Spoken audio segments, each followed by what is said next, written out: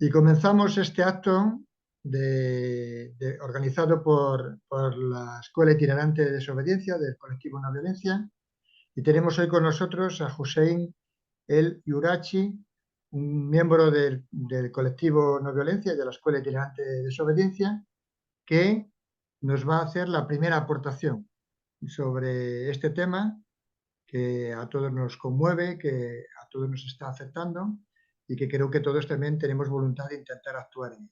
Después de la aportación de Hussein, abrimos un diálogo en el que podemos participar todos y también vamos a hacer un esfuerzo por intentar llegar a síntesis y también ir viendo posibilidades de acción que, que seguramente todos necesitamos salir de la impotencia en la que estos medios de comunicación nos están metiendo. Sed bienvenidos, sed bienvenidas y Hussein, buenas tardes cuando quieras.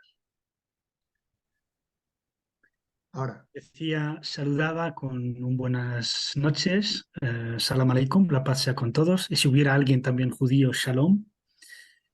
Y bueno, sí, nos llama a la realidad a hablar, a abordar este tema que está ocupando, como veis, las tertulias, los telediarios, los titulares, y no es un accidente que los ocupe. Los ocupa tanta preocupación por un lado para maquillar la masacre que ven los ojos, es decir, para intentar blanquear, o como bien dijo Moisés al principio, intentar minimizar, digamos, el crimen y el genocidio, la limpieza que está teniendo lugar en Palestina y en concreto en Gaza. Así que lo primero es lavar conciencias y blanquear este genocidio, y por otro, porque hay una realidad que es que este conflicto puede transformarse prácticamente en una tercera o cuarta guerra mundial. O sea, las consecuencias de esta ocupación cruel, de estas muertes sistemáticas, indiscriminadas, pues evidentemente no puede quedar impune y mucho menos va a quedar sin consecuencias si no lo impedimos. Dicho de otra manera, estoy empezando casi por el final, pero es bueno también hacerlo. Israel, el pueblo llamado el pueblo de Israel, que Shlomo Sand, que es un historiador de la Universidad Hebrea en Israel, en un libro lo aborda perfectamente, dice, no existe un pueblo llamado el pueblo de Israel. Es decir, el pueblo de Israel, el que actualmente vive en Palestina, en un estado llamado Israel, son varios pueblos, son personas que provienen de muchísimos lugares del mundo, de muchísimas culturas, de muchísimos pueblos, y que realmente no cabe hablar. Así que la misma idea de un pueblo de Israel es una invención moderna, que muchos, lamentablemente, confunden, sobre todo los creyentes de tradición cristiana evangélica, por razones, si luego en el debate queréis abordarlos, los abordamos, eh, confunden con el pueblo israelita de la Biblia.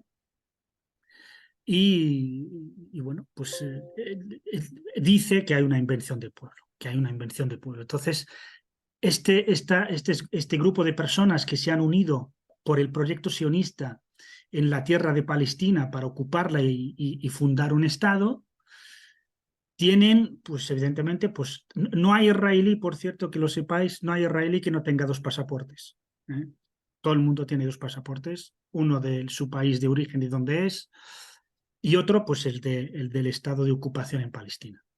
La misma embajadora israelí en Madrid es de centroeuropea, no ha nacido en Palestina. Entonces es un proyecto de ocupación, pero también el pueblo palestino no es un pueblo aislado, no es un pueblo de 6 millones que viven en los territorios y 5 millones que viven como refugiados fuera. No es un pueblo, digamos, un poco aislado, que no tenga profundidad. El pueblo palestino es un pueblo árabe. Tanto cristianos como musulmanes forman parte del pueblo árabe. Y el pueblo árabe son casi 400 millones de personas. Son más de 22 estados nacionales miembros de la ONU. Esto si hablamos solo de los árabes. Pero es que luego también hay una extensión del pueblo palestino como pueblo musulmán, y esto quiere decir que también hay una adhesión y una afinidad con el mundo musulmán, que son más de 1.800 millones de de población y sobre todo conforman la mayor organización interestatal del mundo después de la ONU. Dicho de otra manera, si Estados Unidos son 52 estados, si Europa, la Unión Europea, son 27 estados, o vamos a decir todos los países europeos miembros del Consejo de Europa son 49, es que la Conferencia Islámica son 57 países.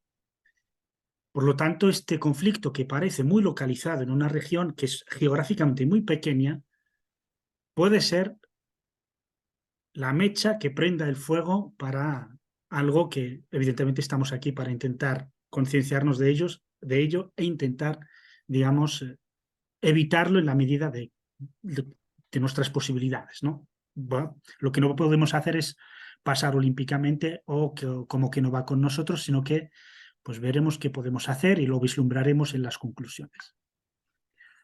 Mi intervención, que no va a ser como la vez pasada, detallada históricamente, prácticamente con una cronografía geográfica, punto a punto, casi año por año, los momentos más importantes, aunque luego puede que desarrolle o toque algunos momentos clave de este contencioso, de este genocidio en realidad, que es un genocidio, muchos empieza en el 7 de octubre, pero que en realidad empezó en 1897 como planificación y en 1917 ya como obra prácticamente para aniquilar al pueblo palestino. Es decir, que llevamos más de un siglo y no es una cuestión de hace 3 o 4 semanas.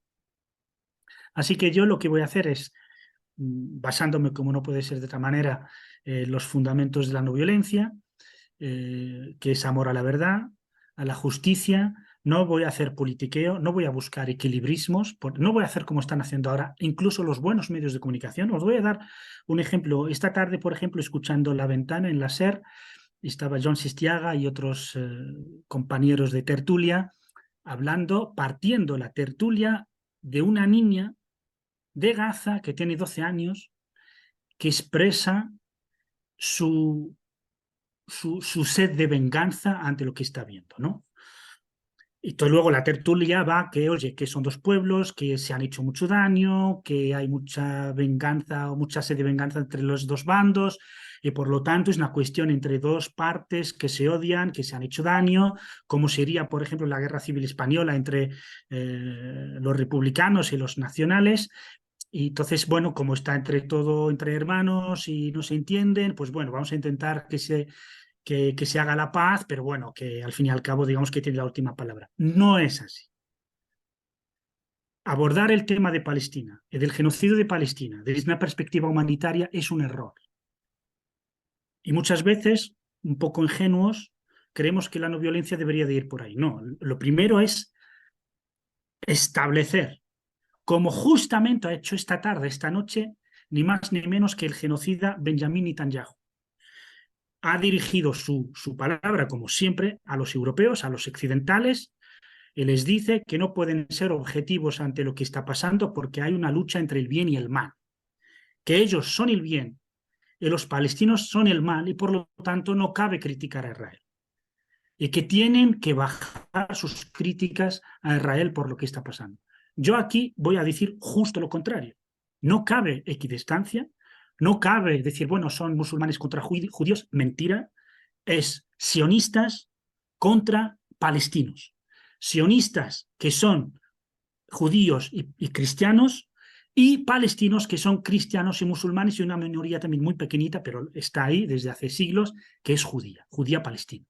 Por lo tanto, es un conflicto de ocupación, un conflicto que no es de ocupación normal, no es como ha ocupado España, pues el norte de Marruecos o el Sáhara o incluso América Latina. Sí, se cometieron crímenes, desde luego que sí.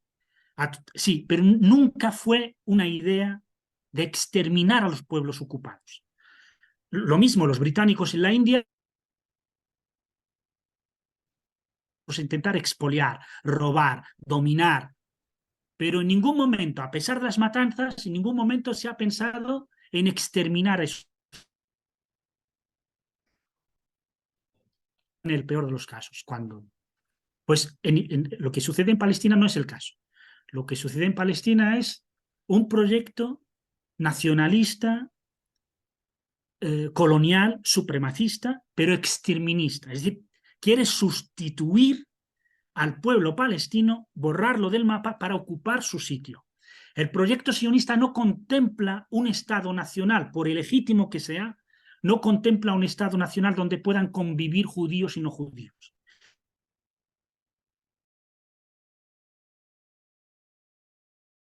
Musulmanes y cristianos que se han quedado dentro de las fronteras y no han terminado la limpieza, no cesaron los llamamientos a completar esa operación de limpieza de los palestinos, de echarlos fuera de Palestina. Y esto no es de hoy, no lo dijo Sharon, no lo dijo Lieberman, no lo dice ahora los supremacistas, que hay 2 ministros que son nazis, autoproclamados nazis en el gobierno actual de Israel, o incluso Benjamin Netanyahu o su padre Ben Zion Netanyahu.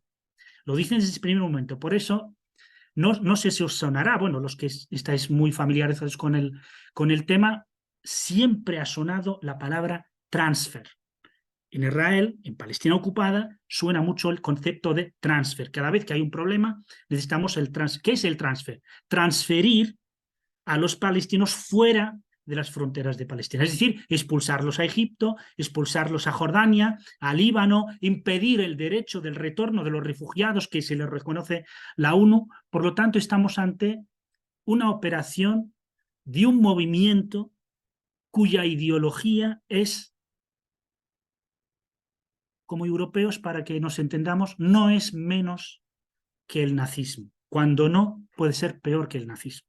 Por lo tanto, es importante que entendamos en qué consiste el proyecto sionista para luego abordar incluso las soluciones, como podamos pensar, pero tenemos que entender muy bien la realidad antes de intentar, digamos, ofrecer ninguna solución, porque si no entendemos la realidad, sencillamente nos equivocaremos de receta. Y otra cosa, este proyecto de Israel no se limita a ocupar la Palestina histórica. Es decir, el objetivo no es solo ocupar el 100% de la Palestina histórica, sino que ocupar la Palestina histórica es una primera fase para luego conquistar todo lo que vaya desde el Nilo al Éufrates. Desde el Nilo al Éufrates. Así que podemos ir a la geografía de la región y mirar dónde está el Nilo, de qué países están por los que corre el Nilo, y luego el Éufrates, y miremos todo el territorio que hay entre ambas riberas, y veremos que eso es lo que se llama el Gran Israel, y es lo que dice la bandera, con la estrella de David dentro, y las dos líneas, las 2 franjas azules, son los 2 ríos que son el Nilo y el Éufrates.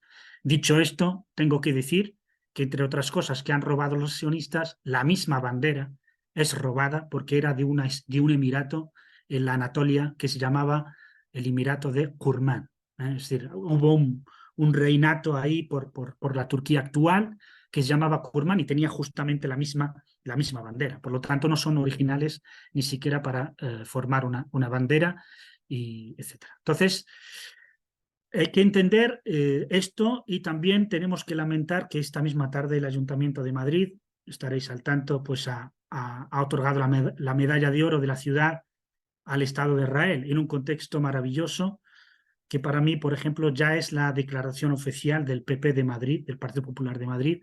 Ya sabía, quien sigue el tema, sabíamos desde hace mucho tiempo que gracias al señor Gallardón, pues el PP de Madrid era el más sionista de toda España, y quieren convertir a nuestro país en una especie de república o reino bananero semejante a los estados que hacen caso en todas las situaciones a Estados Unidos. Se critica al gobierno actual algo que, por mínimo que sea, lo ennoblece, pero se le critica. Yo he escuchado, por ejemplo, en la COPE a Expósito diciendo que von der Leyen, Biden, Sunak, Scholz, que han ido a Israel a solidarizarse con Israel, y que no lo había hecho el presidente del gobierno español, y que eso perjudicaba, digamos, a España a nivel internacional, cuando es justo lo contrario, justo lo contrario. España, si quiere ser un país, porque luego digo esto, porque luego me gustaría que hablemos lo que podemos hacer como colectivo, pero también como españoles y europeos. No tenemos que olvidar nuestro contexto en el que nos encontramos.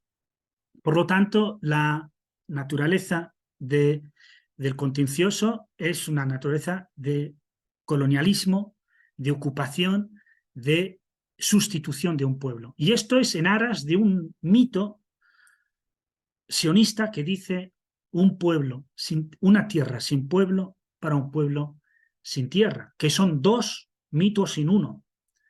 Primero, Palestina tenía novio, es decir, como dijeron los dos rabinos encargados por Herzl, el fundador del movimiento sionista, los mandó en 1898 a Palestina para visitar Palestina y hacer un resumen de cómo es el país, y le describen cómo es Palestina, un país muy activo, con buena agricultura, con artesanía, que hay mucha vida, que la novia, la descripción literal, fue, la novia es muy guapa, pero tiene novio, es decir, tiene pueblo, no es como dice la leyenda de que es una tierra sin pueblo. Luego la otra leyenda, el otro mito es que los judíos sean un pueblo sin tierra.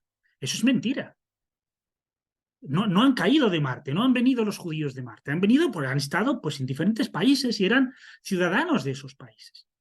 Y porque en Europa se les haya sometido a la discriminación, a la persecución, que hubo un antisemitismo rampante en el siglo XIX, sobre todo con el nacionalismo rampante, que luego fue los pogromos en Rusia y Polonia, el caso Dreyfus en Francia, que los judíos europeos estaban perseguidos, desde luego, que el antisemitismo era extendido en Europa, desde luego.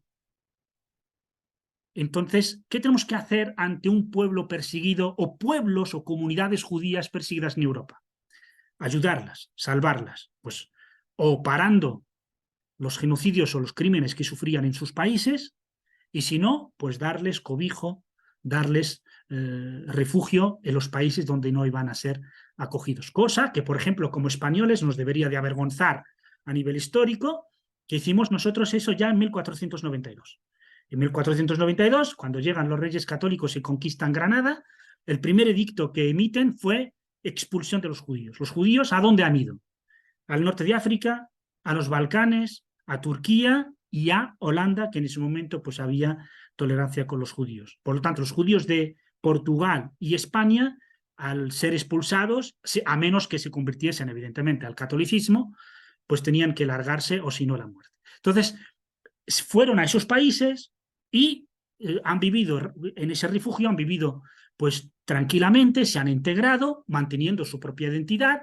El castellano de hace 5 siglos se sigue hablando por algunas comunidades judías en los Balcanes, en Turquía, que siguen manteniendo incluso el español de la época, ¿no? Porque claro, son comunidades de origen hispano, son judíos sefardíes.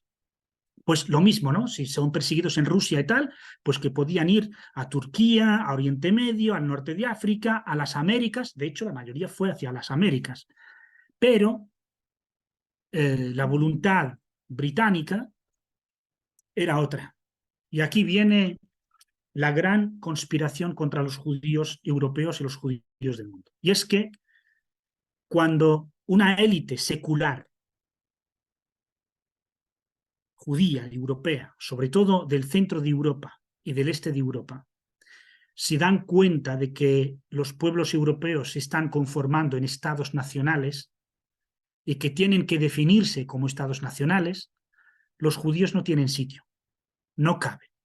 Entonces piensan en formar un estado judío donde los judíos pudiesen vivir, formar su propia nación, su propio estado nacional, y al mismo tiempo hacerlo en paz y no tener que sufrir, digamos, a manos de otros pueblos.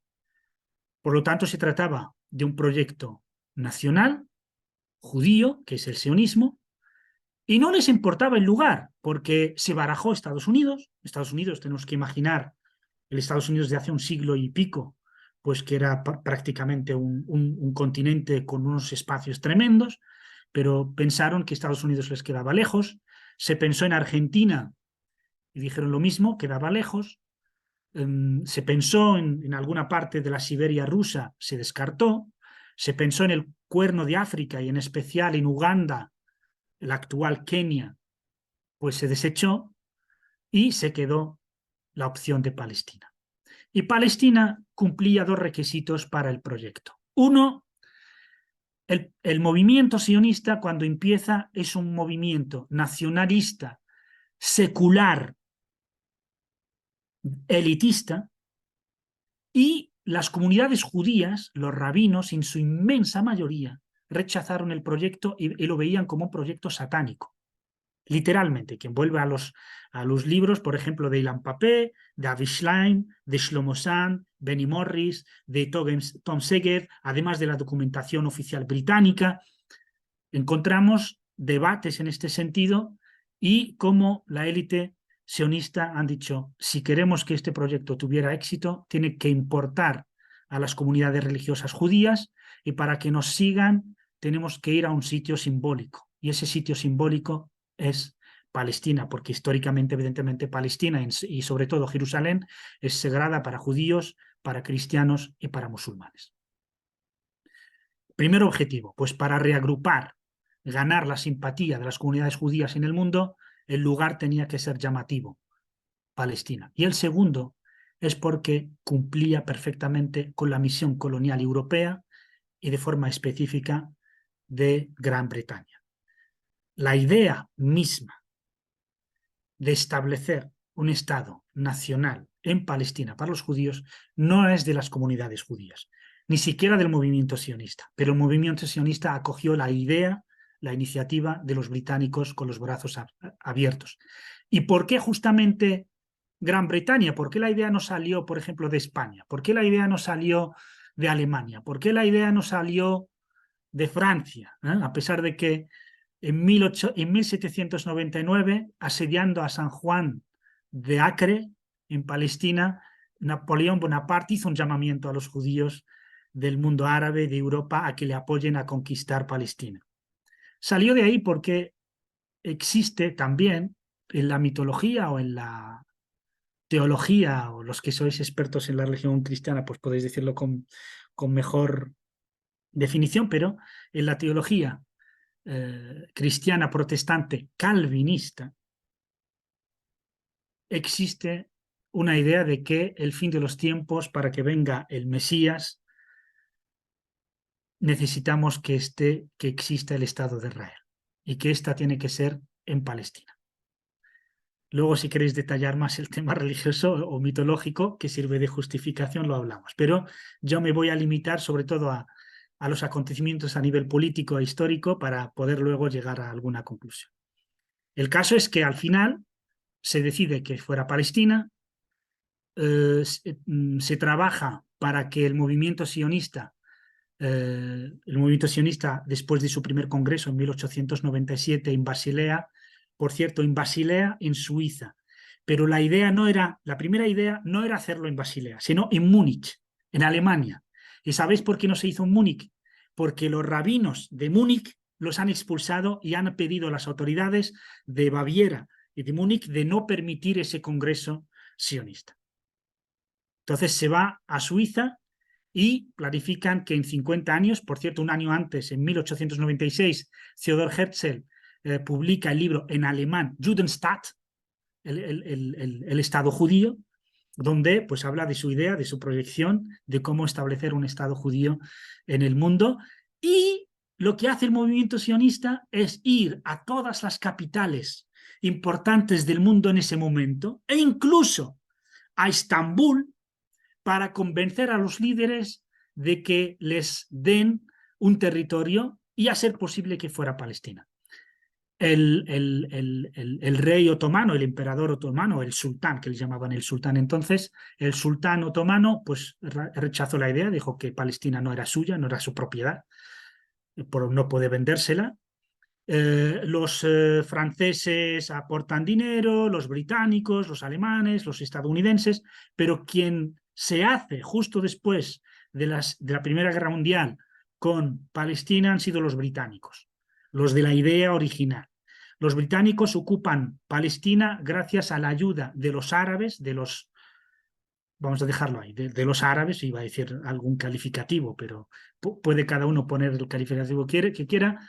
Los árabes, seducidos por la idea, todos habéis visto seguramente Lawrence de Arabia, la película.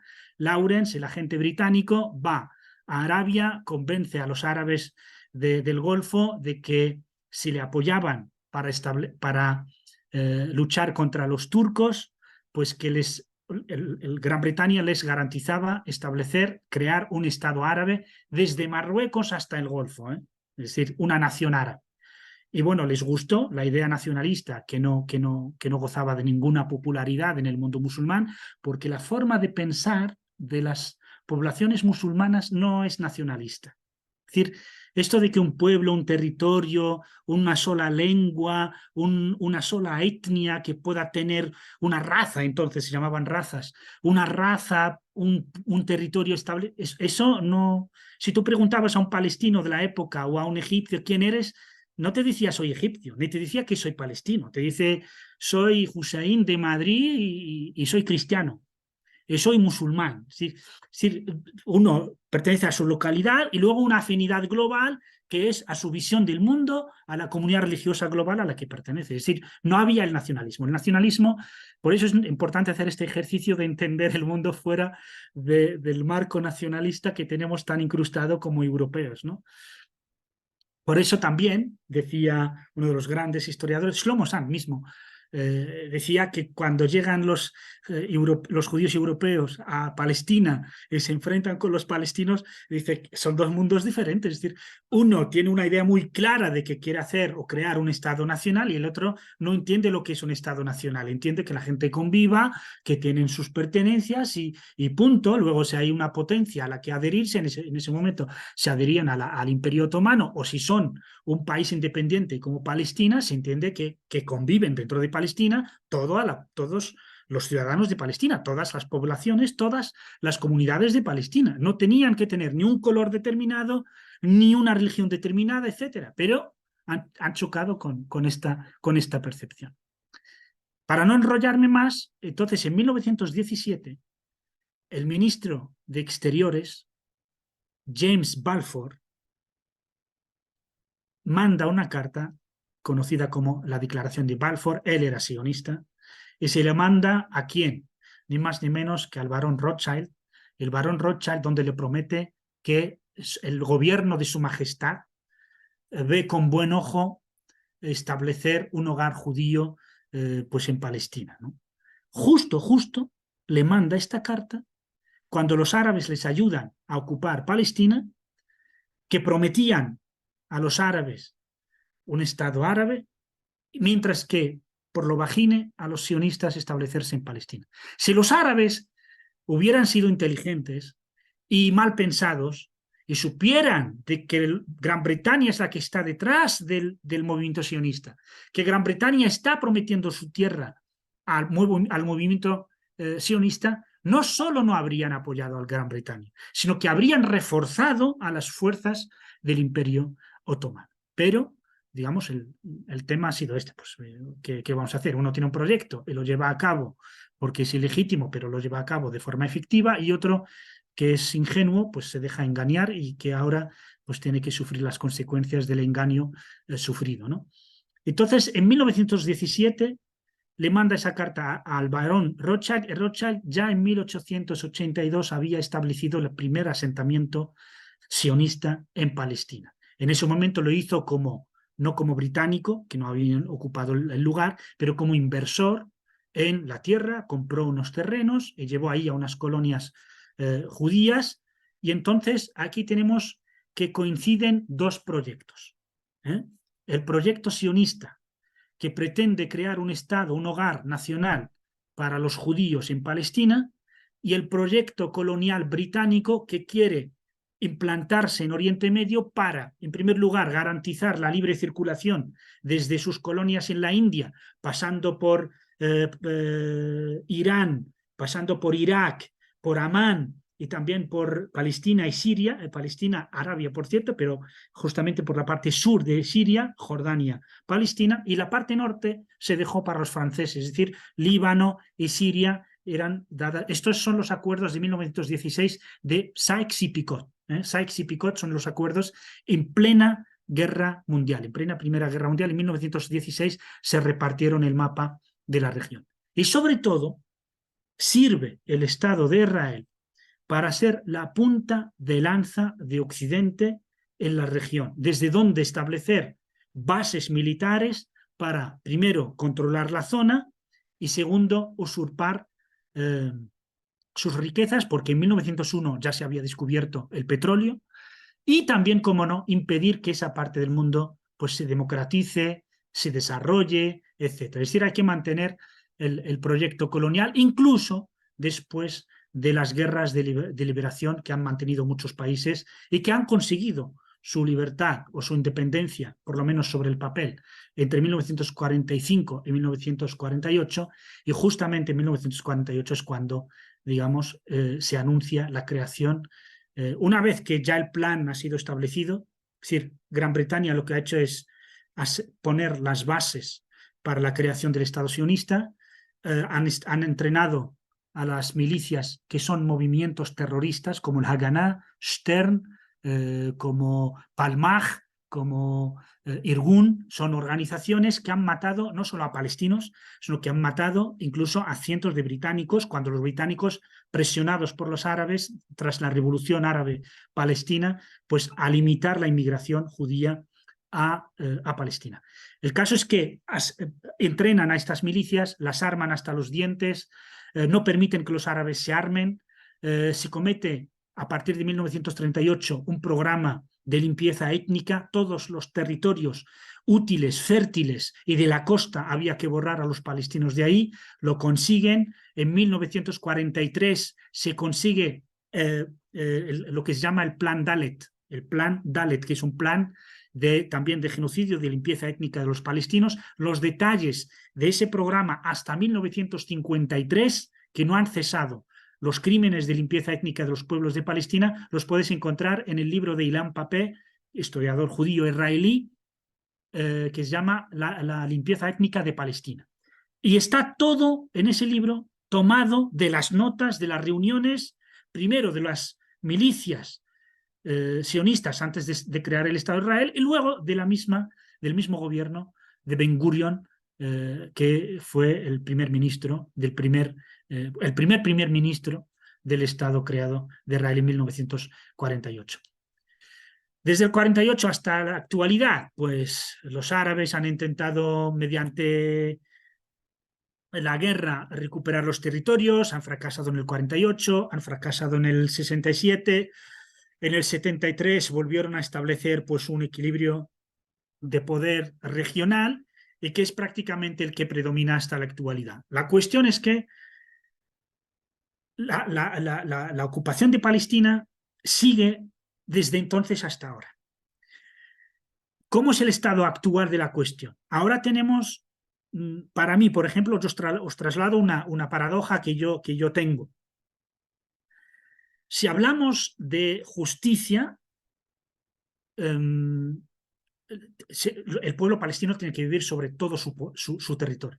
Lo que la ONU, por ejemplo, reconoce el derecho del retorno del pueblo palestino a sus tierras, derecho que no, ¿cómo se dice?, que no pasa de tiempo, es decir, que sigue vigente, incluso pasando de padres a hijos y ahora a nietos. El derecho al retorno. El derecho, la ONU reconoce, por ejemplo, y esta es mi paradoja que yo tengo, la ONU en 1947 decide el reparto de Palestina entre judíos y palestinos. El plan que es llevado a la ONU para su aprobación es un plan que han hecho los sionistas, no los palestinos. No los han discutido con nadie. Entonces se impone una resolución de reparto que es 142, la resolución 142, si no mal recuerdo, en donde habla de que los judíos que eran minoría en número con los palestinos se les da el 55% del territorio. Y a los palestinos, que son mayoría, se les da el 45%.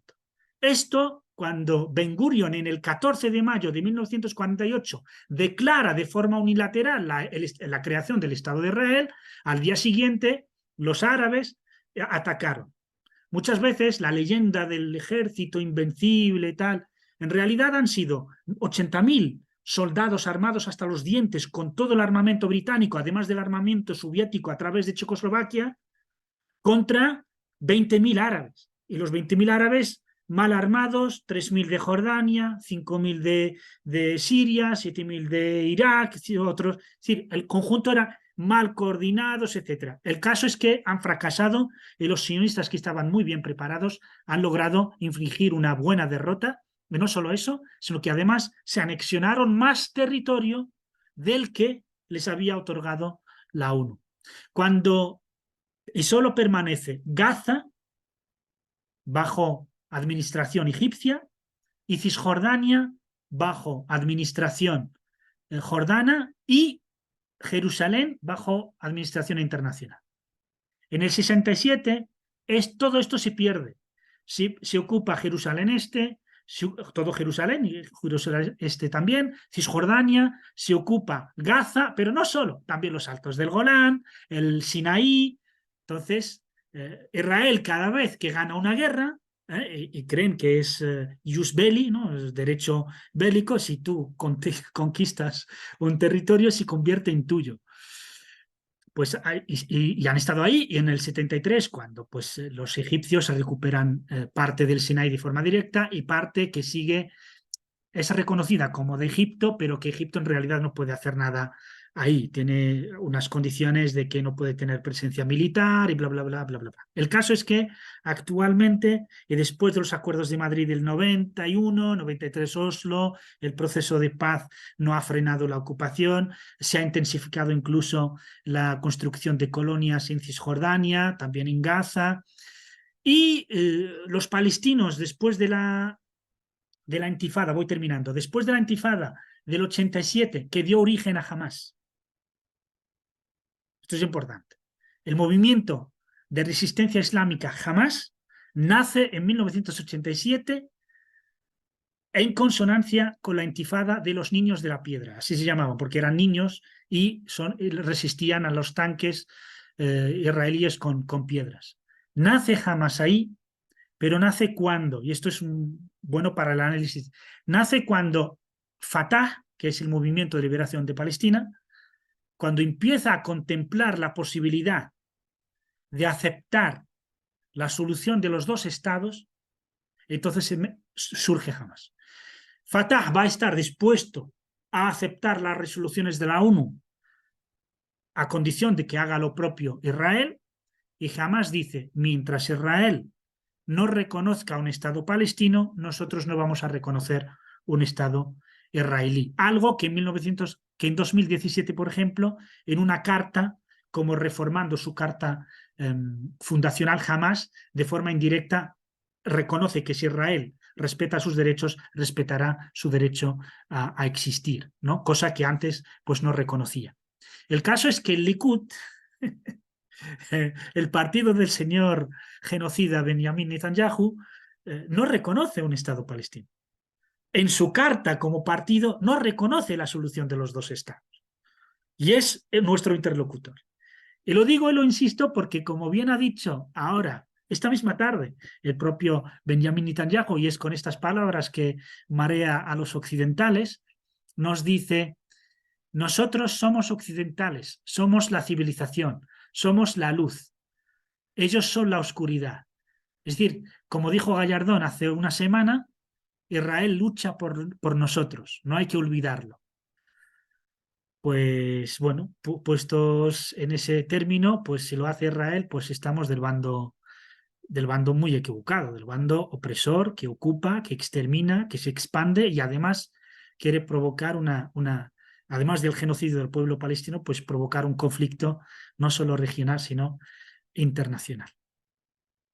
Llegamos hoy al 7 de octubre, todo el mundo se escandaliza porque Hamás ha atacado a las bases militares del sur de Israel, que les rodean a ellos mismos. Han atacado también a civiles, han matado a civiles, hay que condenarlos por ello, porque es un crimen de guerra atacar a civiles. Hamás ha cometido, en este caso, crímenes de guerra, pero también los ha cometido y los está cometiendo Israel, pero no solo hoy, no solo en octubre, lleva cometiéndolos desde antes de la creación del mismo Estado de Israel. Y entonces la pregunta que nos hacemos como colectivo, como españoles, como europeos, como ciudadanos de este mundo, ¿qué podemos hacer? ¿Cuáles deberían de ser nuestras prioridades? ¿Cuáles son las estrategias que podemos hacer en el caso de Palestina para ayudar a una solución del conflicto, entre comillas conflicto, bueno, parar esta ocupación, parar este genocidio, creo que es la reflexión que nos merece la pena. No sé si dejarlo aquí o deciros yo un par de posibles pasos que se pueden dar. Y bueno, pues muchas gracias por vuestra atención. Espero no haberme alargado más de la cuenta. Espero haber tocado los puntos más importantes para la reflexión, pero evidentemente a través del intercambio que podamos hacer, de preguntas, de propuestas, de comentarios, podríamos llegar a acuerdos o a establecer unas ideas para poder trabajar como colectivo. Muchas gracias. Muchas gracias, Hussein. Hussein, como buen historiador y como buen periodista, pues ha intentado darnos una panorámica de un tema que seguramente requiere mucha más profundidad, pero creo que te agradecemos, Hussein, la claridad para poder poner un poco de luz en esto. Yo sí te invitaría, si tienes 2 líneas, para abrir el debate, porque por un lado puede haber preguntas de carácter histórico o político, pero si tú tenías ya como dos principios o 2 ideas o dos líneas de acción posibles, pues las puedes enunciar y ya nos queda un poco como telón de fondo para no dispersar mucho el tema.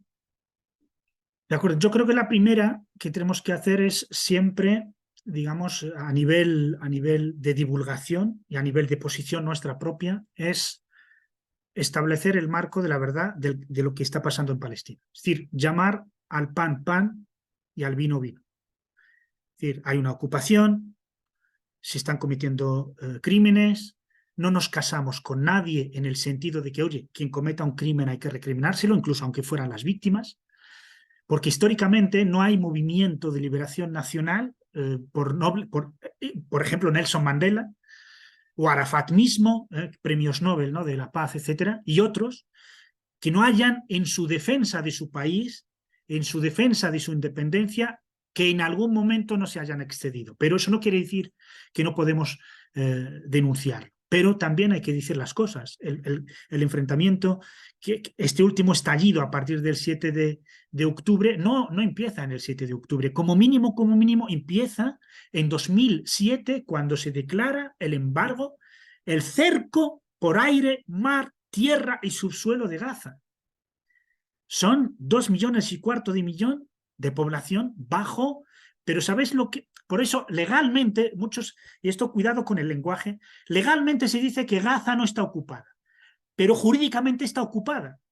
No había ningún soldado dentro de la franja de Gaza, pero si un territorio, la definición jurídica internacional, en el derecho internacional, de un país ocupado o de un territorio ocupado es: si una potencia controla sus recursos, sus pasos fronterizos, si controla su alimentación, su comercio, su circulación, es decir, un país que está cercado es ocupado, aunque no haya ningún soldado dentro.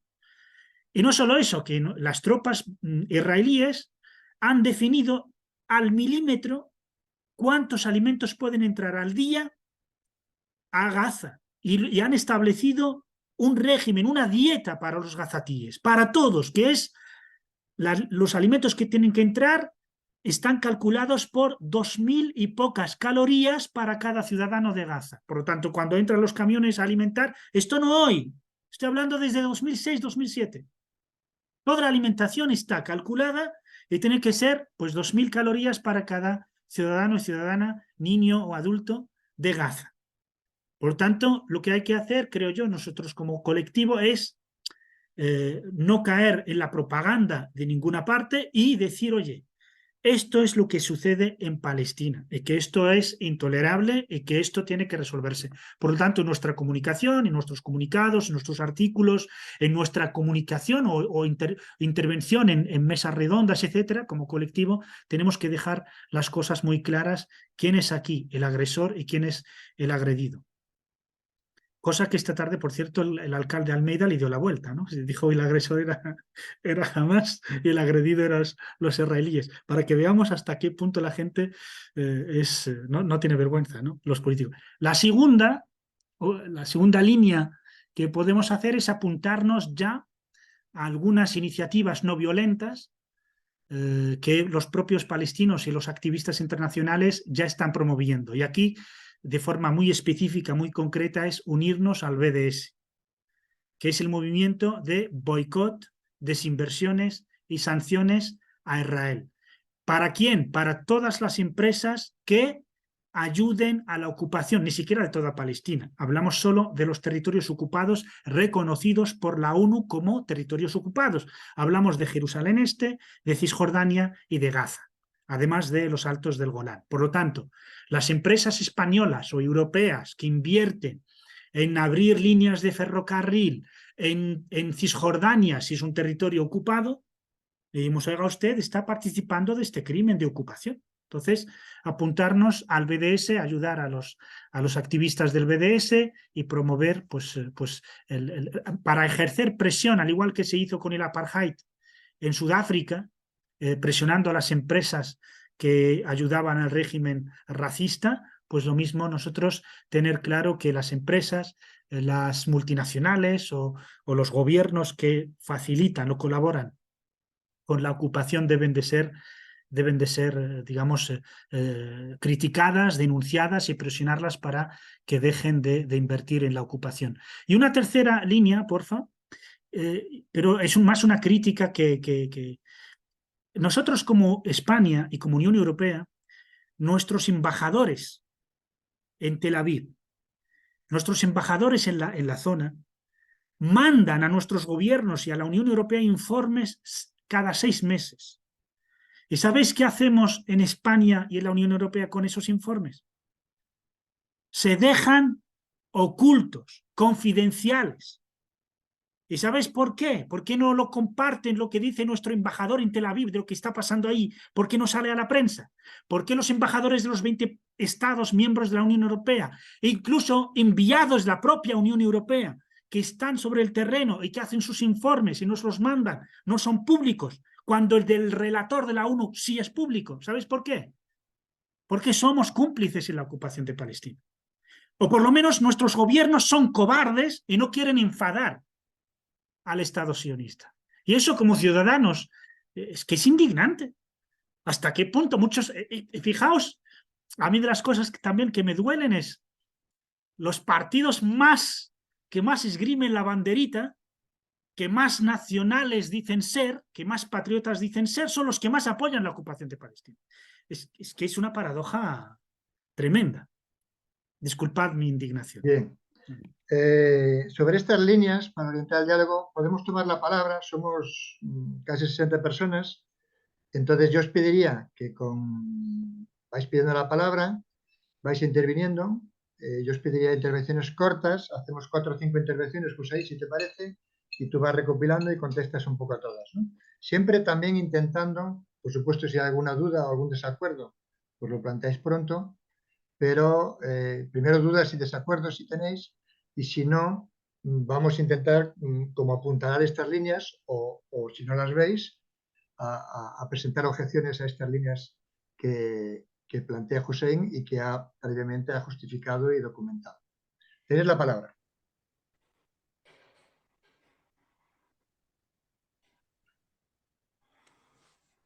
Buenas noches. Buenas noches. Joder. Buenas noches, adelante. Buenas noches a todos. A Buenas ver, noches. yo soy un palestino vivo en Madrid. Vale, me interesa explicar de lo que está pasando ahí de mi vista, sobre el genocidio que están haciendo Israel ahora mismo. Y para que sepa el mundo que eso no ha empezado el día 7 de octubre. Eso, en esto ya llevamos 75 años.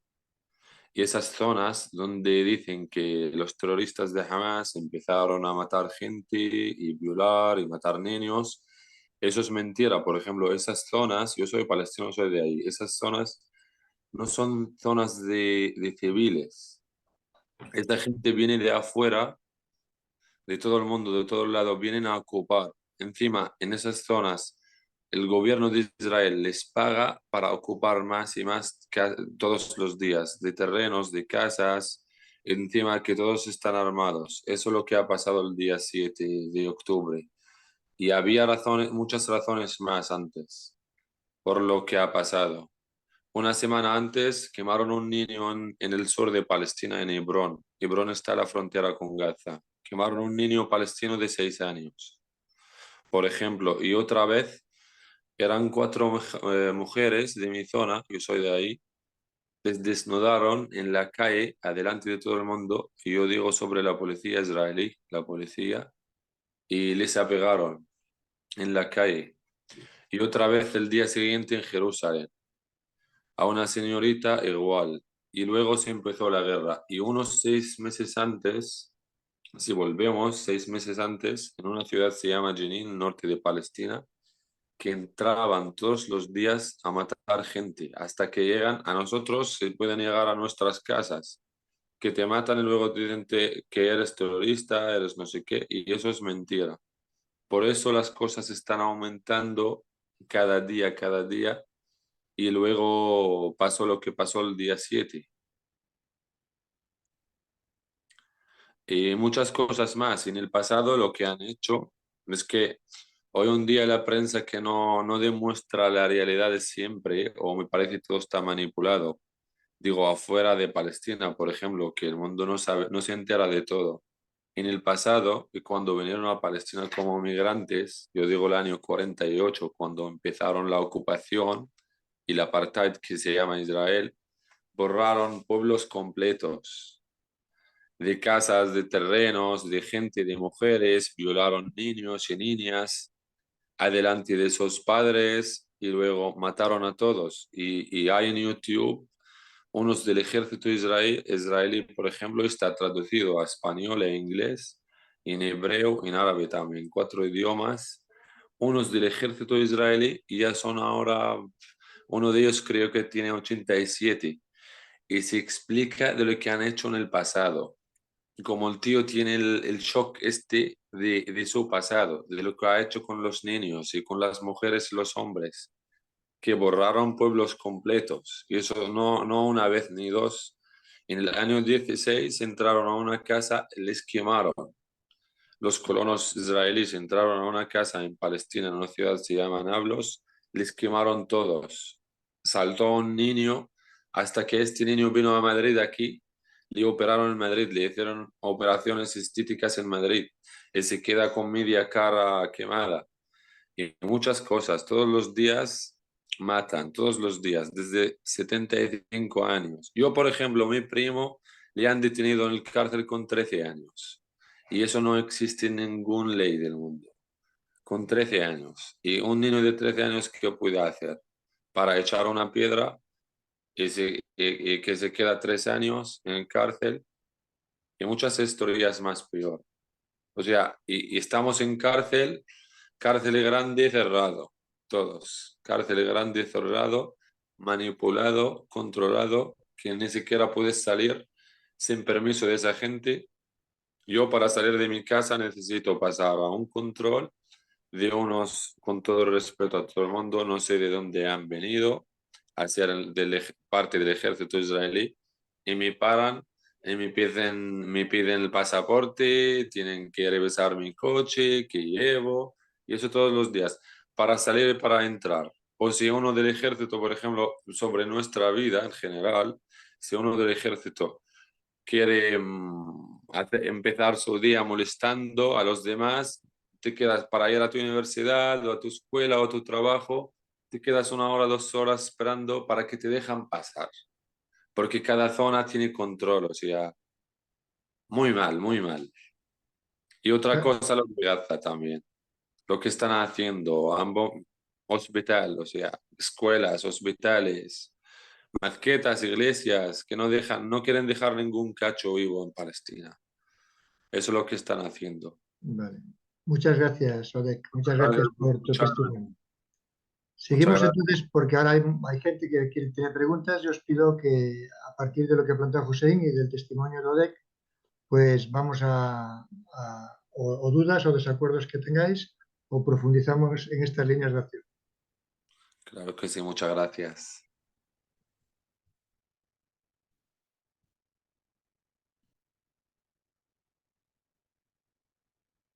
Hola, buenas tardes. Buenas tardes. Gracias, Hussein, por estas informaciones tan detalladas. Bueno, un resumen, pero la verdad, digamos, es mucho. Los testimonios también del chico este palestino, pues son, digamos, dolorosos. Mi pregunta es, digamos, hay una gran guerra mediática, ¿no? Mediática, y hay muchos medios de comunicación que se han ido, digamos, con Israel y todo, y en contra del pueblo palestino, ¿no? Aunque están viendo ahí, también hay Estados Unidos que está relativizando el número de muertos, bueno, una guerra mediática muy fuerte. Entonces, la pregunta desde la no violencia, ¿cómo podemos afrontar esta máquina inmensa de, digamos, de propaganda? Porque ahora es Palestina y el otro día, pues, nos puede tocar a nosotros. Ahora ha tocado Ucrania. También digamos, en Irak, Estados Unidos ha matado 1 millón de personas, y nadie la juzga y nada. Digamos, están pasando muchas cosas en muchos países y entran, matan y masacran y nadie mueve, digamos, nada, no mueve ni un brazo, ni una palabra, ni nada. Y también temo que Occidente, digamos, caiga en lo mismo que han caído los alemanes en el periodo digamos, de nazi, ¿no? De ir por la víctima, digamos, deshumanizarla y luego la gente ve eso algo normal. Entonces, desde la no violencia, ¿cómo podemos atajar esto o enfrentarnos a esto? Gracias. Bien, tenemos una primera aportación sobre el tema mediático. Alberto, creo que ha levantado la mano. Segunda aportación. Sí, yo antes escuchándote, Hussein, pues tenía un poquito, me hacía un poco la cuestión, ¿no? De que, bueno, en principio parece que el movimiento sionista pues quiere hacerse con esa tierra, ¿no? De Palestina, pero entiendo que en principio no es que tenga un odio inicial contra los habitantes de allí en el sentido de quererlos exterminar, ¿no? Sino simplemente quiere que no estén allí, ¿no? No contemplan, como has dicho, que ahí quepan nadie que no sea judío y que esté en ese proyecto, ¿no? Nacionalista. Entonces, imagino que el odio viene luego, ¿no? El odio viene luego cuando desde esa idea preconcebida, desde esa ambición, pues esas personas pues dejan de tener nombre y apellido, pues como un poco estaba diciendo ahora Abdelaziz, y empiezan a ser un problema para mis ambiciones, para mi proyecto, ¿no? Entonces, bueno, a mí me hace pensar, ¿no? Que quizás podemos trabajar en ese sentido y trabajarnos, ¿no? Tanto en este problema de este conflicto, ¿no? Ya de 75 años en Palestina, como en otros conflictos que tenemos en nuestra vida cotidiana, ¿no? Trabajarnos en el sentido de ser vigilantes, ¿no? Las ideas y ambiciones que podemos tener, que bueno, son un poco mentales o de nuestra cabeza y que son capaces de pasar por alto a las personas reales, de hermanos de carne y hueso, con sus vidas, con sus necesidades, con sus sueños, ¿no? Y que desde esas ambiciones, de esas ideas, podemos pasar por encima, ¿no? Y dejar de ver, pues, a ese hermano y que se nos convierta no sé, que lo veamos como un problema, ¿no? Como parece que pasa, ¿no? Y pasó con el nazismo. Entonces, bueno, a mí se me ocurre eso, ¿no? Estar vigilantes, recobrar la mirada sobre la persona, ¿no? Volver a poner nombre, o sea, volver a poner, no, que no se pierda, ¿no? El nombre, la identidad, el rostro del otro, del que está siendo pisoteado, ¿no? En este conflicto y en nuestra vida cotidiana. ¿Aún cabe alguna pregunta más? ¿Algún comentario rápido? No me costan más palabras.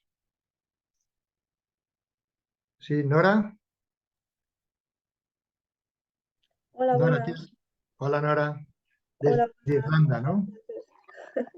Cuéntanos. Aquí en Madrid estoy. Estás en Madrid ahora.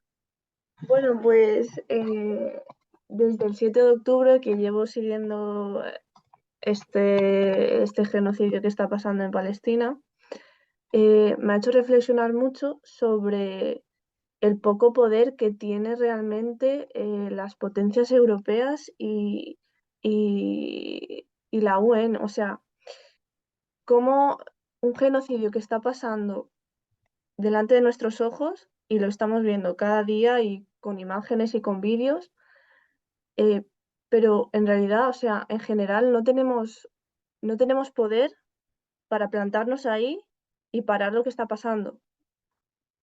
Me parece que fueron Estados Unidos y unos otros países en la ONU que rechazaron el alto al fuego en Palestina. Y por eso desde ahora se sigue discutiendo cuándo va a haber este alto al fuego. Me hace pensar en qué pasaría si de repente aquí en España se comete un genocidio como lo que está pasando en Gaza y nadie les para los pies a los que quieren cometer este genocidio. ¿Qué pensáis vosotros? Gonzalo, también puedes hacer tu aportación. Y José, espero que vaya tomando nota de todo. Bueno, a ver, mi aportación va en dos líneas. La primera, que escuchando o sea, todo lo que nos ha contado Hussein y también Oder y Abdelaziz y Nora, ¿vale? Lo que está claro es que hay un pueblo que está sufriendo tremendamente. Yo lo que creo es que lo que está sufriendo es realmente un sistema que es un sistema global que se quiere y se pretende instaurar en todo el mundo, ¿vale? Eso para empezar, o sea que hay que tener una perspectiva abierta de que realmente esto es parte de una estrategia, no precisamente de judía o en todo caso sionista, pero sionista que parece ser que ni siquiera son judíos originariamente. Me gustaría que en algún momento pues, se pudiera investigar el origen, por ejemplo, verdadero de los primeros que llegaron a Palestina dentro del movimiento sionista, que eran los házaros, que realmente son los que manejan toda la economía del mundo y todo el poder, digamos, mundial. Y como muy bien ha dicho Hussein, es un poder satánico. En realidad lo que quieren y pretenden es crear un Estado mundial satánico. Entonces eso en primer lugar como comprensión. ¿Y de qué manera podemos nosotros actuar ante eso?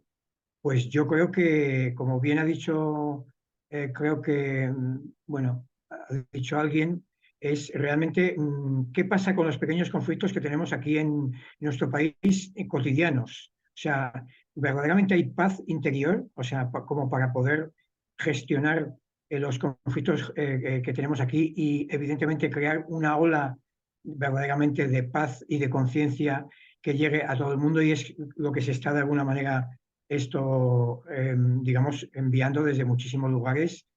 Eso por una parte, me parece que es algo a revisar en cada uno y cada una, qué actitud tenemos ante la vida y ante el prójimo y ante las personas, y si esa actitud que realmente no es de conciencia y que en cualquier momento salta, pues yo creo que esto lo que digamos como que esto exponencialmente lo que se está enviando al mundo entero, la separación y la división entre los seres humanos, que es lo que pretende en el fondo está tanto en un lado como en el otro, y esto es lo que yo creo que hay que tratar de acabar. Y luego, por otra parte, pues nada, me parece que el tema del boicot hacia las empresas y los productos, pues debería estar también hacia todas las empresas que, digamos, nos están manipulando, que son las dueñas de todos los medios de comunicación, de las farmacéuticas, etcétera, etcétera,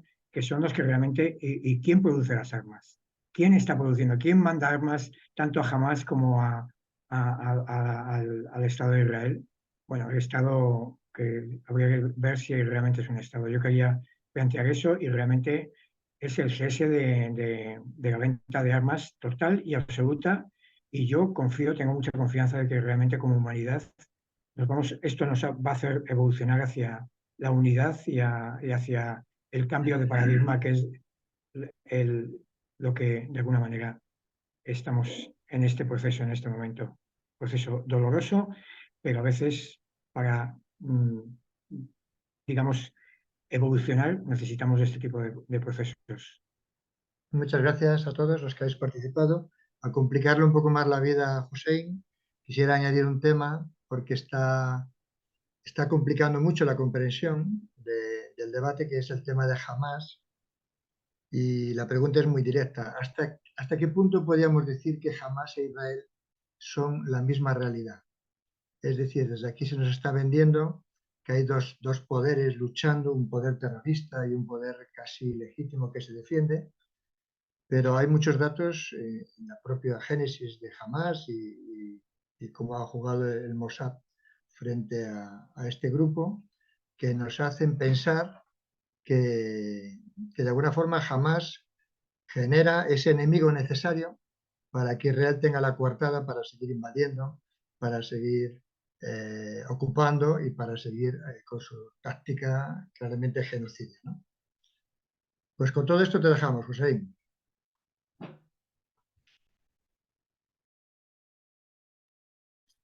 Pues ante todo, muchas gracias por vuestros comentarios, preguntas, también por el testimonio de Auda y de Nora. Y bueno, voy a ir de punto a punto y espero ser breve y claro, como bien has dicho, si quisiéramos profundizar, yo no he querido entrar en detalles, por ejemplo, porque es que los detalles, si hablamos de lo que hacen, uno de los temas, por ejemplo, que ha suscitado Auda, por ejemplo, ¿no?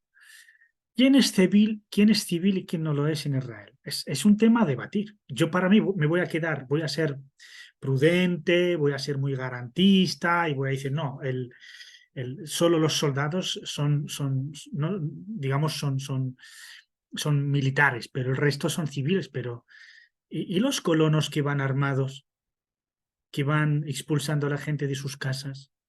¿Son civiles? ¿Son civiles para el presidente de Estados Unidos? ¿Son civiles para los europeos? Si van matando a gente y van quemando a gente, ¿sabéis que, por ejemplo, en Jerusalén y en otras ciudades palestinas, sobre todo de Cisjordania, una familia palestina no puede salir de su casa porque le van a ocupar la casa?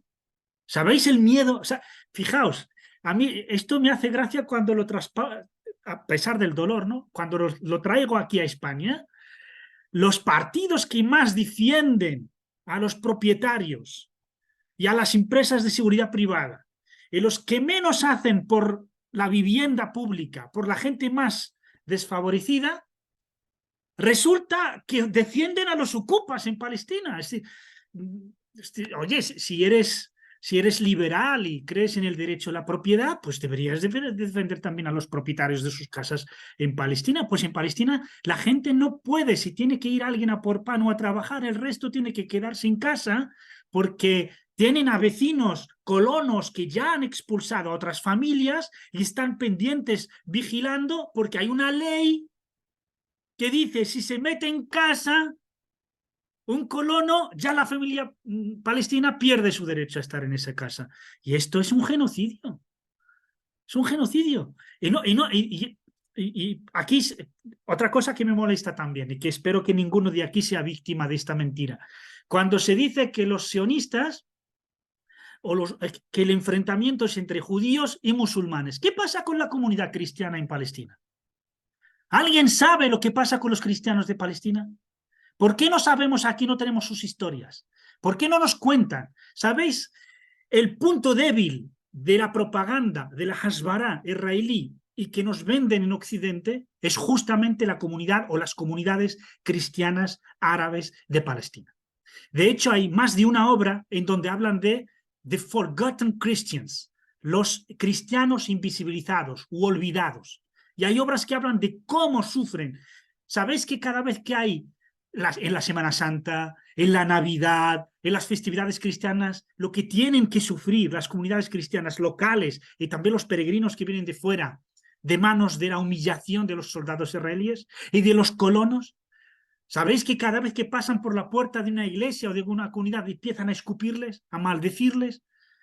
Es decir, hay una humillación de todos los árabes de Palestina, musulmanes y cristianos. Y no es inocente, no es ingenuo el hecho de invisibilizar a los cristianos de Palestina. Porque si se les da la palabra, como por ejemplo al obispo Hajjar, que es el obispo de Palestina, asesinado por los sionistas terroristas de Ergun en 1938. ¿Por qué en nuestras teles no sale el obispo de Gaza, Manuel Musalla? ¿Por qué no sale el patriarca ortodoxo de Jerusalén, Atallahan? ¿Por qué no sale? El otro día también una gran autoridad cristiana de Palestina dice: si eliminan las mezquitas de los musulmanes, haremos la llamada de la oración musulmana desde nuestras iglesias. Pero no se quiere aquí dar visibilidad a la comunidad cristiana.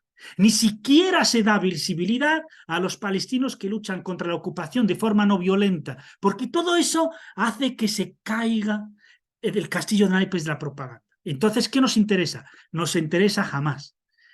Y además nos interesa hablar de Hamás porque al tomar las armas, que el derecho internacional le da a toda población ocupada el derecho a defenderse, entonces vamos a decir que Hamás son islamistas, los islamistas son terroristas, los terroristas, entonces Hamás es como Al-Qaeda, es como el ISIS, y claro, como nosotros nos hemos sufrido como occidentales en nuestras carnes atentados terroristas de Al-Qaeda y del ISIS, entonces Hamás es el ISIS y es Al-Qaeda, entonces los palestinos no tienen ningún derecho porque son todos terroristas. No, señores, jamás, valga la redundancia, el movimiento jamás ha cometido ningún atentado contra ninguna persona que no sea en Palestina, contra ningún Estado, porque son un movimiento nacional de liberación. Ahora hablaremos de las críticas que podemos hacer al movimiento de Hamás, pero el movimiento, sea Hamás, sea Yihad Islámica, sea el movimiento popular de Palestina, el movimiento democrático de Palestina o la misma Fatah, son diferentes organizaciones, desde la derecha a la izquierda, islamistas y laicos, que están luchando por su país, que toman las armas porque no les dejan otra, que ese uso de armas, a veces, como ha pasado esta vez, o como pasaba a finales de los 90 en autobuses donde se ponía un hombre bomba y mataba a todos, procuraban que fueran militares, pero también había civiles. ¿Vamos a tolerar eso? Desde luego que no. Porque eso perjudica ante todo a la propia causa de, liberar Palestina.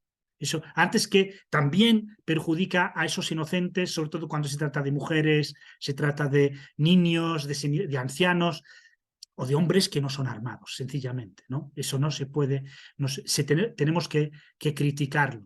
Y de hecho, el propio movimiento Hamás dejó de cometer esos atentados con hombres bomba después de recibir críticas de la gente que quiere que Palestina se independice, que cobre su libertad. Entonces, ya no, desde finales de los 90, ya no ha vuelto a cometer atentados terroristas. Por lo tanto, Hamás, si queremos definirlo, es un movimiento de resistencia contra la ocupación, pero que es un movimiento desde el derecho internacional, que tiene derecho a defenderse, a defender a su país, a su población y a luchar por la independencia de su país. En ese ejercicio legítimo sí ha cometido actos terroristas bajo desde la perspectiva del derecho internacional. Pero jamás ha cometido actos condenables y que deberían de ser incluso llevados a la Corte Penal Internacional. Genial, yo estoy de acuerdo. Pero lo que no podemos hacer es quedarnos con esto y dejar el crimen que se lleva perpetuando desde hace más de 75 años. No es lo mismo un movimiento que intenta defenderse y defender a la población que un Estado que está ejerciendo ocupación y está limpiando al territorio de su población y está cometiendo un genocidio. Y con ello no solo amenaza a la propia población palestina, sino que amenaza la paz mundial. con respeto a todas las víctimas del mundo. Faltaría más. Y a todos los conflictos del mundo. Pero no es lo mismo cuando dos hermanos se matan que cuando un extranjero viene, te ocupa tu tierra y te mata. No es lo mismo. Dos hermanos tienen excusas que al final quien no está dentro a lo mejor se queda un poco confundido. Y bueno, olvidad un poco el pasado, mirad al futuro, se puede hacer todo eso, está bien. Pero es que aquí no estamos hablando de ese fenómeno, estamos hablando de un genocidio, de un exterminio. Y lo que es más todavía indignante, que quienes lo hagan se crean con tarjeta blanca, con permiso del holocausto, porque han sufrido el holocausto nazi, entonces eso es como si fuera una carta blanca para hacer lo que les dé la gana, y si los europeos abrimos la boca, entonces nos dicen, vosotros sois unos antisemitas, entonces nos acobardamos y nos callamos. Nos dicen, sois genocidas, nos habéis matado, porque tenemos parte de culpa en ese término. Entonces nos callamos. Pero oye, no tienen por qué pagar los palestinos por los pecados europeos, de los europeos. No tienen. Es más, Palestina los ha acogido al principio cuando pensaban que era gente que venía a vivir, no ha habido ningún problema. Incluso compartieron, les vendieron tierras, estaban comerciando. Los propios fundadores del sionismo y los historiadores ahora en documentales y en libros hablan de la amistad entre judíos y palestinos, de que había buenas relaciones. ¿Cuándo empezaron los palestinos a saber que estaban en peligro? Cuando vieron las amenazas de los sionistas que les empiezan a amenazar de que cuando tengamos nuestro propio Estado, ya veréis lo que os va a pasar. ¿Pero qué pasa si eres mi vecino? Entonces aquí voy a aprovechar a responder a dos, bueno, lo que se ha dicho, por ejemplo, a tu pregunta, Alberto. Es verdad, el odio fue después, no fue al principio.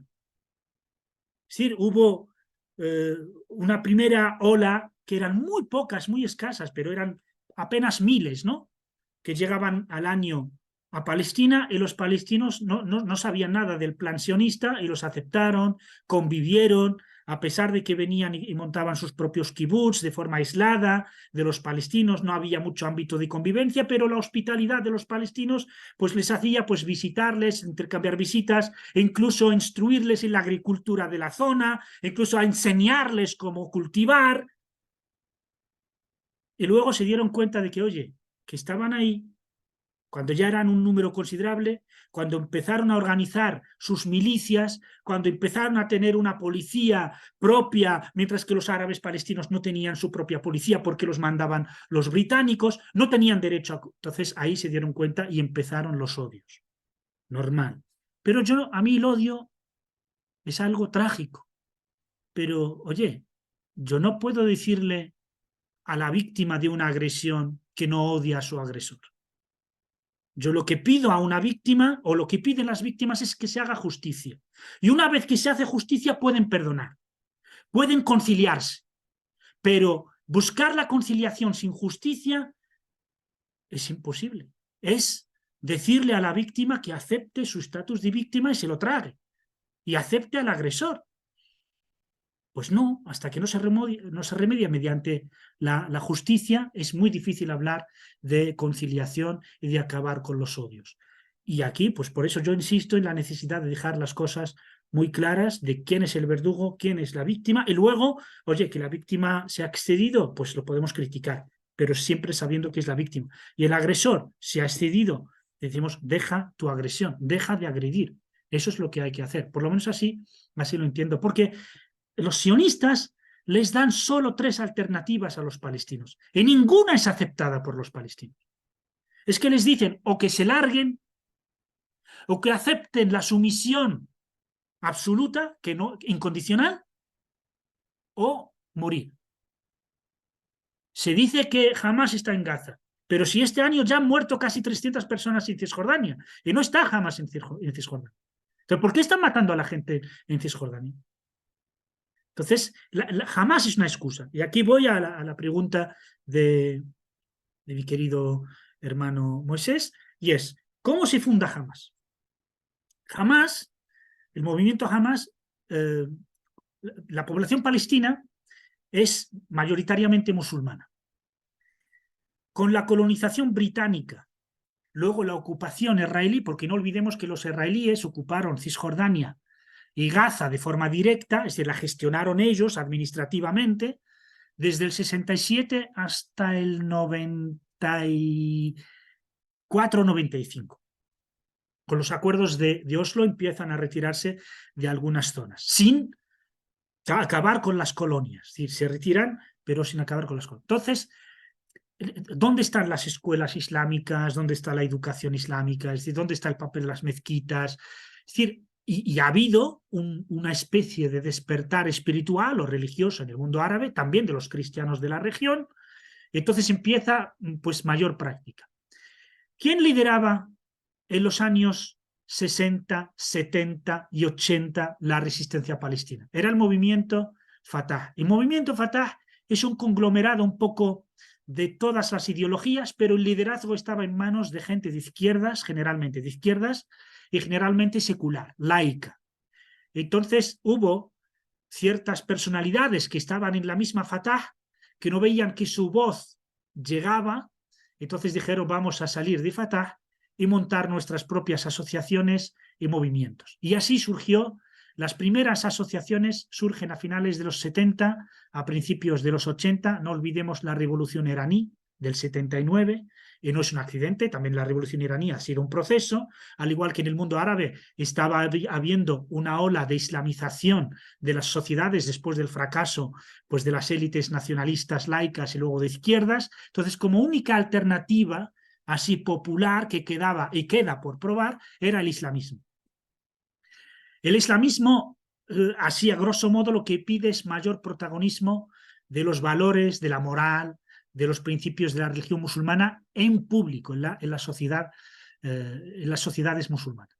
Entonces, Ahmad Yassin, este líder fundador de Hamas, junto a una élite de personalidades, de profesores, de médicos y tal, empiezan con algunas asociaciones benéficas a finales de los 70 y principios de los 80, y aquí es cuando interviene Israel.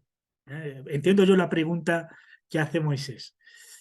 Israel tenía un problema con Fatah, con la OLP, que estaba luchando por la independencia, tenía reconocimiento de la ONU, reconocimiento de la Unión Soviética, de los países árabes.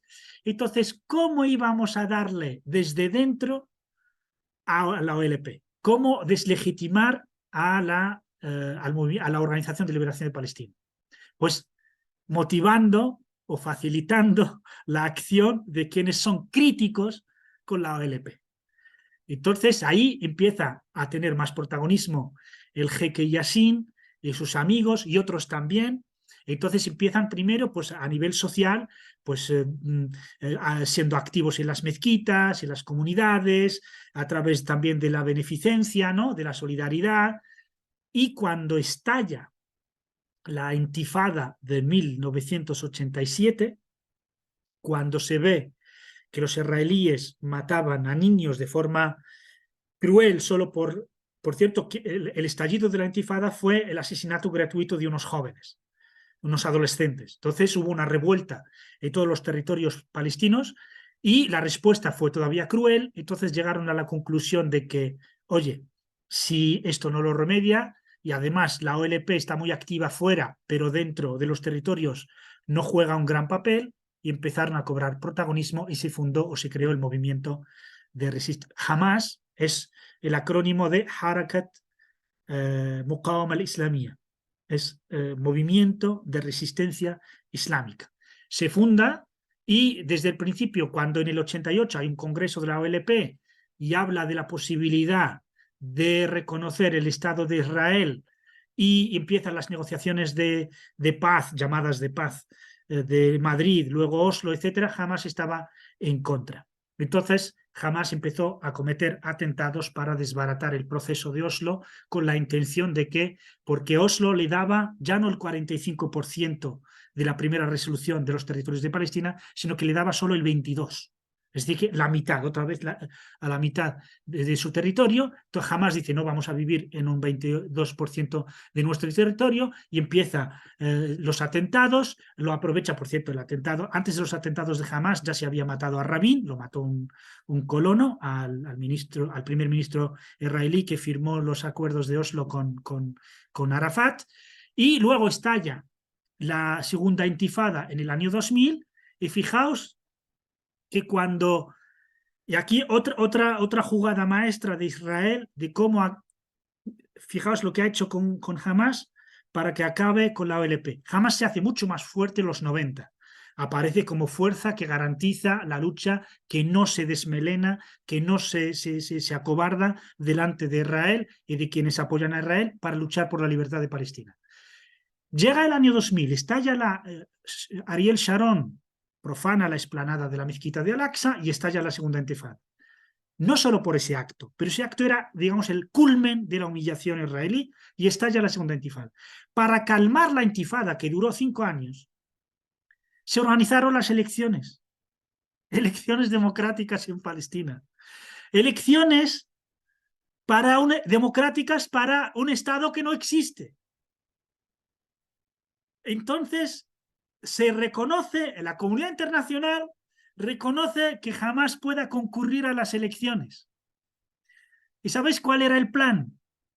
El plan era que si los resultados democráticos dan como vencedor a la OLP, tenían las manos libres de masacrar a Hamás. Es decir, que los palestinos tenían que encargarse ellos mismos de eliminar a la resistencia palestina. Este era el plan de las elecciones democráticas en Palestina. ¿Y sabéis qué? Que los palestinos no tienen ni un pelo de tontos. Son el pueblo más concienciado políticamente que hay en el mundo. Normal, pues, se juegan su destino, se juegan su vida. Entonces, ¿qué hicieron? Dieron la victoria a Hamas. Hamas no quería participar en las elecciones, pero como sabía por qué las elecciones vienen en el contexto de los acuerdos de Oslo, y ellos no reconocen a Oslo, los acuerdos de Oslo, pero se ven obligados a meterse porque sabían que ante la opinión pública internacional, si salía una autoridad elegida democráticamente, jamás perdería el derecho a resistir de forma armada si no se lo permite el liderazgo político democráticamente elegido.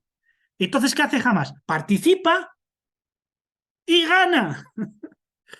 Y cuando gana, se le hizo a los palestinos lo mismo que se hizo en una barbaridad de países del tercer mundo, que es ahogar a su democracia, declararle una guerra y machacar a su pueblo. Tenemos el 11 de septiembre en Chile, tenemos a Argelia en el 91, es decir, infinidad de casos de países cuando los resultados de las elecciones no han sido como esperaba el imperio, entonces han sido países que se han llevado a la ruina. Entonces, jamás, ¿qué pasa? Gana las elecciones, a pesar de ello, Estados Unidos, Egipto e Israel intentan desde dentro dar un golpe a Hamas, impiden un gobierno de unidad nacional y el resultado fue maravilloso para Israel, que es dividir a la propia Palestina. Cisjordania para la OLP y Gaza para Hamas. Y así, claro, si tenemos dos liderazgos, un mismo país con dos territorios, gobernados por partidos diferentes. Entonces,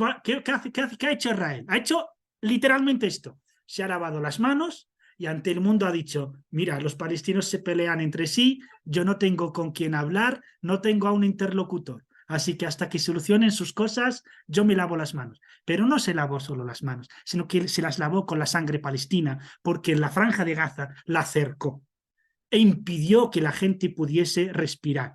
¿Sabéis que nosotros como españoles construimos el aeropuerto de Gaza?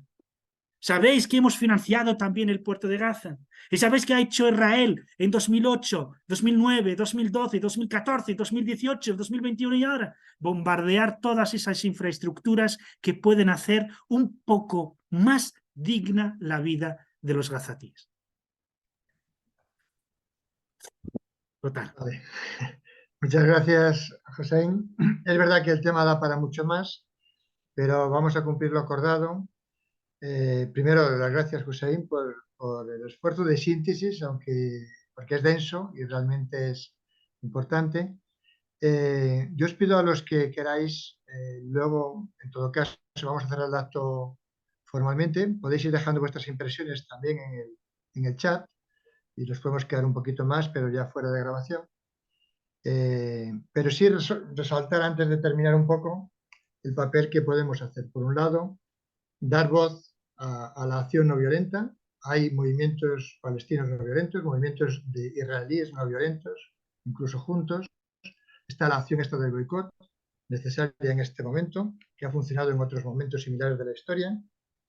La verdad, la primera víctima de este genocidio también es la verdad. Los medios de comunicación están jugando sucio y están defendiendo algunos intereses bastante espurios. Creo que ahí tenemos una tarea todos que hacer, muy importante. Y luego ser conscientes de que esto nos afecta a todos y que no podemos desentendernos del tema. Nos afecta a todos, tenemos los medios de comunicación que tenemos. Los que vivimos en Madrid ahora tenemos un problema, porque ya nuestro alcalde ha dicho de qué parte hay que estar los de Madrid y tendremos que ver, aunque hacer lo posible para decirle que no aceptamos formar parte del bando en el que nos meten nuestras autoridades, ¿no?